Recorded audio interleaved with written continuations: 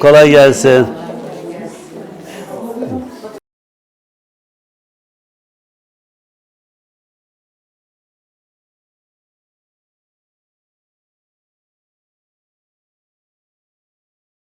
El emeği, göz nuru ürünlerin satılacağı bir alanlar oluşturacağız inşallah.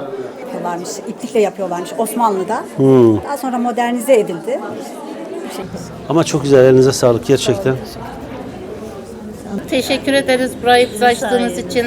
Estağfurullah. Çok iyi oldu. Sizin buralarda olmanız Burası bizi bize mutlu bir- ediyor. Belediye denince insanın aklına ilk gelen altyapı, üst yapı yatırımları, park bahçe düzenlemeleri, temizliktir vesaire gibi şeyler akla gelir. Oysa belediye insan hayatının her alanına dokunan bir yapı. Kültürel, sosyal alanlarda birçok çalışmalar yapar belediyeler. Bizim de her platformda söylediğimiz bir şey. Her şey insan odaklı, insan merkezli olacak diye. Şu anda Kernek Vahap Küçük Külliyemizdeyiz. Burada gördüğünüz gibi gerek burada gerek diğer alanlarda onlarca kursumuzda, branşta daha doğrusu kursiyerlerimiz var ve bunlar yüzlerce hatta binlere varan kursiyerlerimiz var.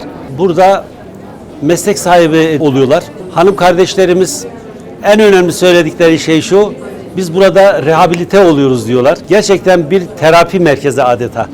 Çünkü evlerinde oturan ev hanımı kardeşlerimiz ve kursiyerlerle görüştüğüm her kursiyer bunun altını özellikle çiziyor. Biz burada terapi oluyoruz, sosyalleşiyoruz diyorlar.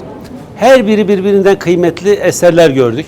İlk yapmamız gereken şey bu hanım kardeşlerimizin ürettiği el emeği, göz nuru ürünlerin pazarlanması. Bunun için bir satış noktası oluşturacağız. Burada hem bizzat ziyaretçiler yerinde görüp bunu satın alabilecekler, hem de online satış imkanı da oluşturacağız.